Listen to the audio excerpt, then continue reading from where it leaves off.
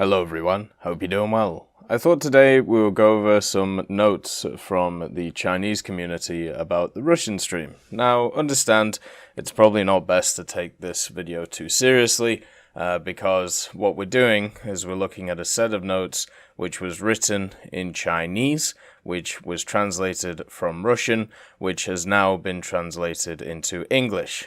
So there are some quite funny things when it comes to the Chinese languages and also the English language. Some of the kind of things which get translated don't really work too well, when it comes to sayings or when it comes to certain words. Such as the Tor, which is coming to the Chinese tech tree. For some reason, in the Chinese language, it's known as Doyle, which is fantastic. And there's also Beech and many other things. I'll show you what I mean. I'll read the first few paragraphs verbatim. After, obviously, we will just try and make some looks at it and try and make sense of it. But the focus of this Russian live broadcast that needs to be translated is the part of Doyle.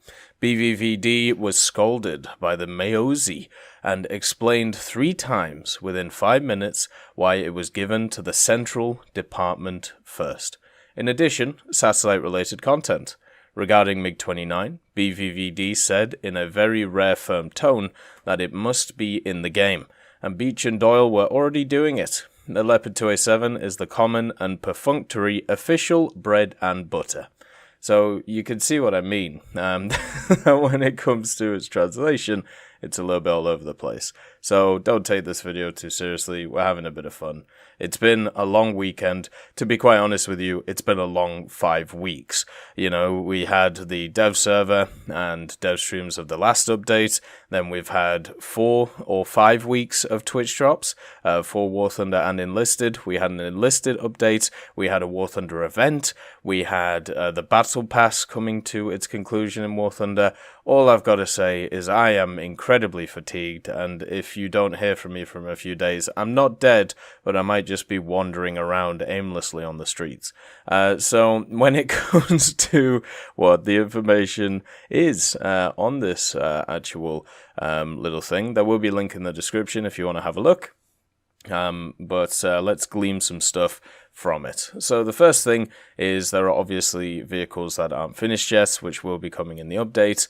This is not a surprise. There will obviously also be some things which, if they don't come this update, they'll come the next update. In the dev blog for the finish, they talked about the BT-42 and the Vickers 6-ton being some vehicles that would be like that. Then there are also more vehicles which will be coming for some other nations, including a Leopard 2 and also a modified BMP. The finish actually used a lot of modified BMPs in the 1s and the 2s setup. They also use the standard ones as well, so we'll have to see what goes on.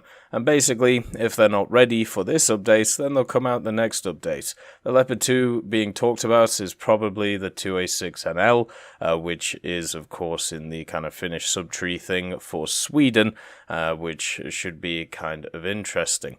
Also, at the same time, BVVD says that the current ammunition is sufficient in the game, so he doesn't want to add any stronger shells for the time being. This is generally something that is always said, and then if there is an imbalance issue between vehicles, then they'll add shells to them. It's very hard to take shells away from a vehicle once you've added them, so it's better just to make sure that it's ready to go before any of the shenanigans happen. A lot of vehicles over the last few years have got massive buffs to shells, or just been given way better shells than they had previously, so that power level has already increased. Also, BVD mentioned that the more advanced M1's machine guns were replaced with remote-controlled weapon stations, so we'll have to see how that works in the game, and should be quite nice to see. There's also a bunch of new sound effects being worked on for the Abrams, so they are in production. We'll have to see how that works, and also, at the same time, they are working on HD models. What is kind of interesting is the IS-1 and IS-2 are getting HD models, and the Jagdpanther, which is in the German tech tree. The cool thing about this, though, is in Chinese, the Jagdpanther is actually the cheetah, So that's a kind of a little interesting. The Churchill, it says, is a Battle Pass non-final reward, so I'm guessing not the level 75 reward, but one of the extra ones, so maybe the free one, which would be quite cool, but I'm guessing that's going to be the plain as usual. So the final reward is actually going to be the A1H, so maybe the Churchill, the good old Crocodile Churchill, will be the free vehicle of the Battle Pass. That would be super cool. And they obviously clarified when it came to the drones what was going on, and the improvements to them. Also, BVVD said that the MiG-29 is bound to appear in the game. The exact time is a secret. No surprise there. If they didn't, in the history of War Thunder, add the MiG-29, it would be a very, very, very weird game. It would be a very odd thing to see. The other thing as well is he did comment on the Tor itself. It's obviously the export version of it. It will get thermal imaging, the Tor M1. And another thing that he says is the model isn't finished yet, and when it comes to the Russian side of things, basically China doesn't really have a long-range anti-aircraft weapon, but the Soviets obviously have the Tunguska, and the Tunguska is incredibly good at the higher echelons of the game. So therefore, it was more important to get the Tor in the Chinese tech tree instead of the Russian tech tree first. He also clarified that there will be a Tor in the USSR tech tree at some point later down the line, and it might even be a more advanced model than the one which is in the Chinese tech tree, depending on how it does. There are also more advanced air defense systems, such as the Beech. I don't know what the Beech means. He says that they're already in the works. No idea what that is. If anybody knows what they mean by Beech, B-E-E-C-H, that would be fantastic, but no idea what that is. And it's a bit confusing when it comes to the Tor, but basically they talk about how the general radar and also the tracking works, and it seems really, really powerful, especially if they implement it properly. Right now, it's not implemented fully, I don't think. It's SACLOS, which it's supposed to be in one of the modes, but the problem is it has a bunch of other modes to it as well. The Tor has a vertical scanning radar. It can switch the radar mode to eliminate the top blind spot, so you can literally see everything all the time, and it also has stronger anti-drone capabilities because it can fire straight upwards, so once they appear, bang bang, they're dead. The radar has a 30-degree scan, common to AAs, and also a 30 to 64 degrees scan for scanning the top dead zone. And also, a more advanced version of the Tor can move the missile and attack 4 air targets simultaneously. We'll have to see if they actually add that in or not. Who knows? The Tor can also attack ground targets since it has SACLOS missiles, but the blind spot may be 1 kilometer. So you won't be able to hit anything within 1 kilometer. Also, he did clarify that the Leopard 2A7 will come out at some point. What a surprise. Nobody is surprised by this. Of course it's going to, just like everything else. It's not an if statement, it's a when statement at the end of the day. He also said that the Soviets will have some interesting tanks added to the game in this version. Obviously, we didn't see any on the dev server, but there was some leaks, and I think I'll talk about them in the next few days when I've recovered my sanity.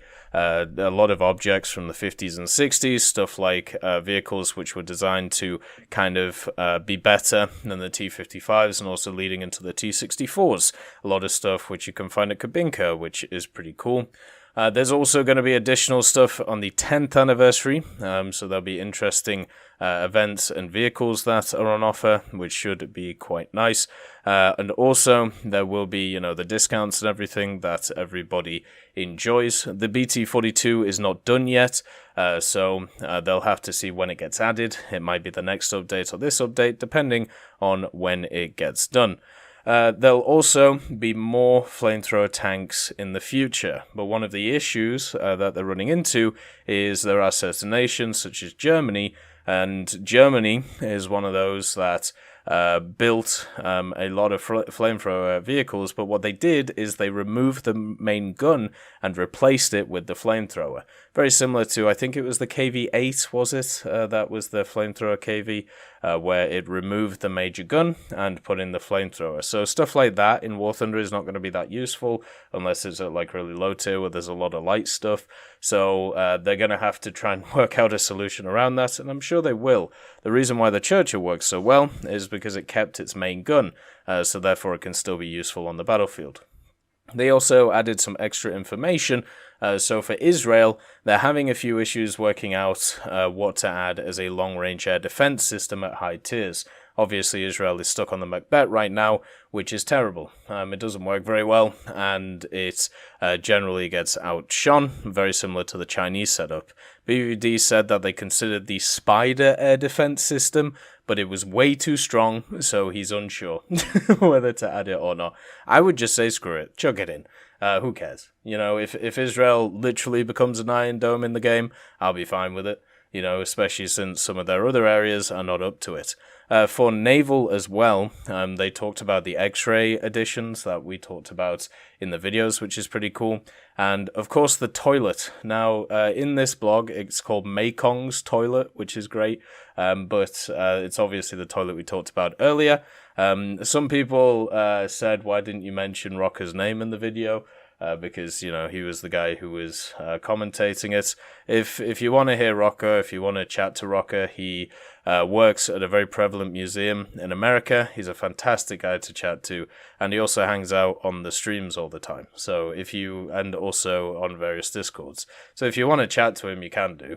Like he's a very open figure and always interested in talking about airplanes and all of that good stuff, which should be quite nice. And when it came to the toilet, BVVD said, if you want it, we will give it. So standard protocol, toilet is inbound. I repeat, toilet is inbound.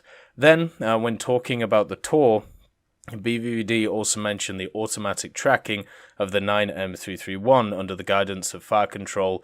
That can be done. So the idea is that it will be able to kind of go itself. So when using radar guidance, the 9M331, which is the missile on the Tor, it's completely equivalent to a semi-active radar guided missile. And then with the Tor's IRST, it can actually guide it in the 9M331 in an undisturbed IR setting. So technically, it has a bunch of different modes that it can guide the missile on. The question is, will that actually come to the game or not? We'll have to see. Kind of similar how to the way that the guidance mechanism works right now, the current one, like the VT1, is kind of like how an anti-tank missile works.